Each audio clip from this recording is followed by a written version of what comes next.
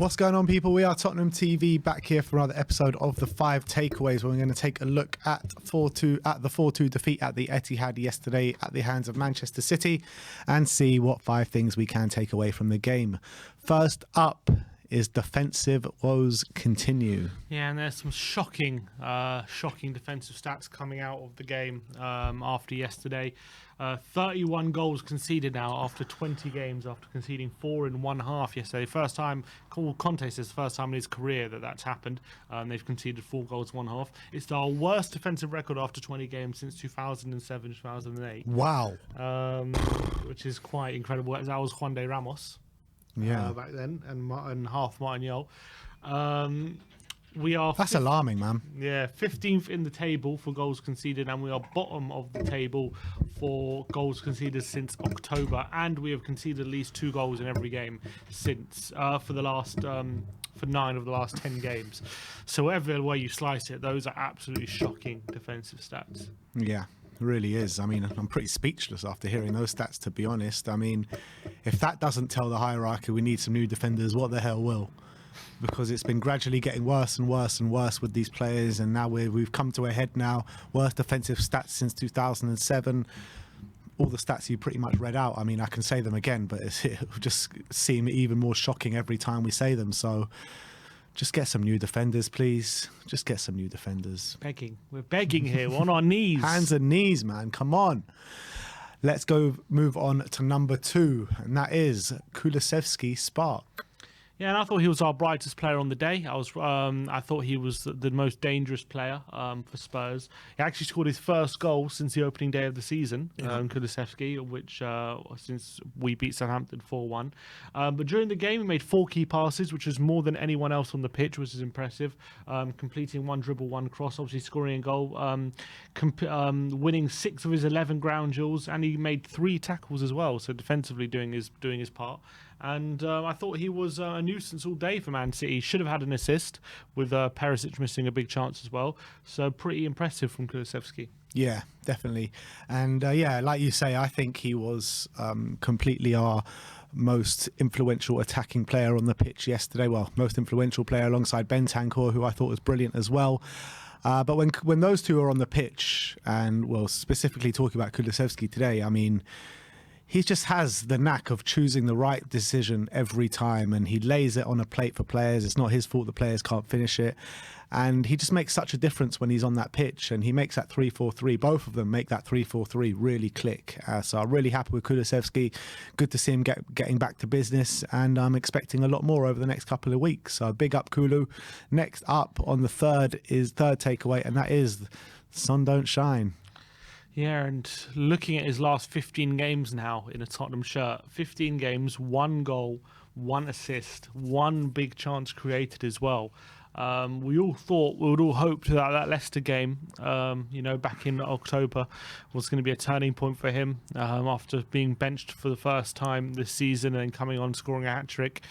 We really thought that would, and then he went and scored 2 goals against Frankfurt as well not long after that. We thought that was going to be the turning point, but his form has dropped off alarmingly, and there's no getting around it. He's just been out of sorts, easy to deal with, not too often on the periphery of games as well, and he just doesn't seem certain in himself right now. He's taking bad touches. He's not taking shots where maybe he would have last season. He's kind of lacking assuredness, you can see, when he has the ball on his feet, and it's worrying. And I don't know, with him being 30, will we get that pace back? Will he all these things? It's all about, will it come back for him? There's always that hope that it will, but the longer it goes on, the more you question it. Yeah, absolutely true. We do question it. I personally believe he can get back to his best, to a really good quality anyway. I genuinely believe that, but it's hard to watch with Sonny at the moment. It really is. Not only is it hard to watch because of how poorly he's playing, but it's hard to watch just because we love him so much and what he's provided for Spurs in the past. It was only last season when he was the Golden Boot winner. So, I mean, it's hard to think that he's had such a massive drop-off in such a short space of time. There's just something not right with him at the moment. There's a confidence issue, an application issue. He's taking heavy touches, not attacking spaces, which he usually does.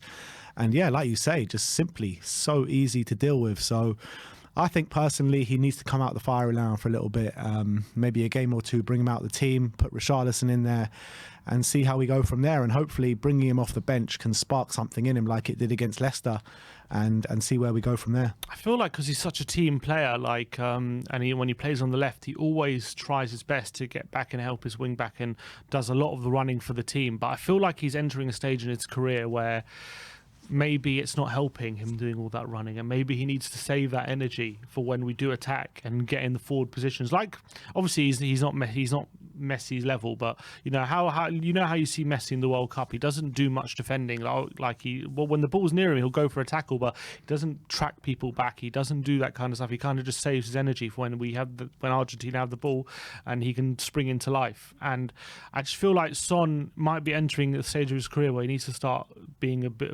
adjusting his game a bit, you know, thinking about those kind of things. But the problem is, because we have Kane there as well, it's kind of, you can't have two players. You need to do that, and that's a problem. Yeah, you know, it is a problem, and that's a tactical issue that Conte needs to work on in terms of how to fit Sonny in at the moment. But look, at the end of the day, anything he's doing is just not coming off at the moment. Going forward, he's not impacting anything whatsoever. And I mean, it's hard to say it's because of age and it's because of how much running he can actually do. But look, maybe you do have a case. Maybe you do. But I think at some point in this season we will see it click with Sonny again. I really believe that. I hope so. Let's move on to the fourth takeaway, and that is contrasting wing-backs. Yeah, and there was two wing-backs who were definitely on the different spectrum of level performance yesterday, and maybe not as you would expect to go into the game. Perisic had an absolutely woeful game yesterday. Not only did he make 3 mistakes leading to goals for the first 3 goals, getting rinsed by Mahrez for the first, getting beaten by Mahrez in the air for the second, and then miscontrolling and giving the ball away to Mahrez for the third. He also had a massive chance to make it 3-2 at 2 when just after Man City had equalised, and he missed a gill-edge opportunity, only hitting the bar, and he was hauled off after 70 minutes after an atrocious display, only winning 3 of his 8 ground duels as well.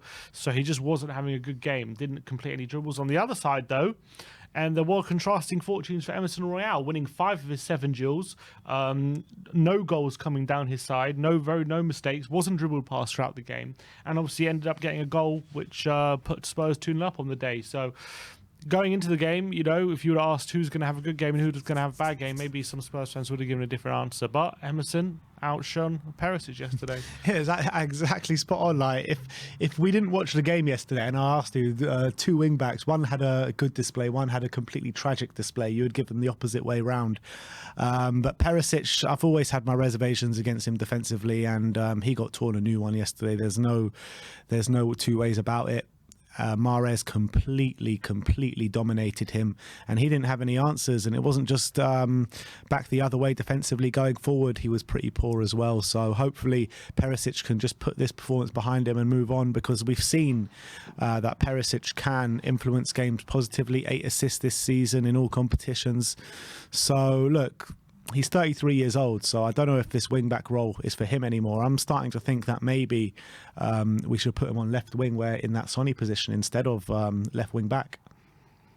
Yeah, that's, you know, maybe you have a case at the moment. Yeah, maybe we'll give it a go. Let's move on to the 5th and final takeaway, and that is top 4 slipping away. Yeah, after that defeat, Spurs sit 5 points behind 4th, having played a game more. We also sit 6 points behind 3rd, having played a game more, and lose to Fulham on the weekend. We could drop as low as 7th if results for Brighton and obviously Fulham winning would go above us. So we could be as low as 7th on the weekend, and the top 4 looks further and further away with each game that goes. I'm not even thinking about, you know, Arsenal 14 points clear, having played 2 games less, which is quite incredible to think about given how last season ended. But yeah, if we want to stay in top 4, we need to change things very, very quickly. Otherwise, you know, in a few weeks' time, that could be 10 points. Yeah. I mean, the only it's not even a saving grace. I was going to say the only saving grace. It's not even a saving grace, but I think we've only got 1 game now in the Premier League until the end of the transfer window, because it's FA Cup after Fulham, I believe. So if that is the case, I mean, it's not too many points that we can drop, but Fulham are just right behind us. So if we lose that game, that's another team that are going to leapfrog us. But hopefully, I mean, very much hopefully, that we can bring in a couple of players that can have the similar kind of effect that Bentancur and Kulusevski had last season. But then again, I'm not holding my breath, which is very frustrating because we need those players in desperately. And it's like not even just the Kulusevski and Bentancur impact. We actually need more than that this season because we've got Lloris that has just completely fallen off a cliff. The centre-backs that are just nowhere near good enough. The right wing-back as well. And a creative player. I mean, we need so much. And I don't even think we're going to get a fraction of that. Mm-hmm. But anyway, that is your 5 takeaways for the 4-2 loss at the Etihad yesterday. Let me know in the comment section below what you thought of our takeaways and put your takeaways in the comment section below. Like, subscribe and comment. And as always, come on you Spurs.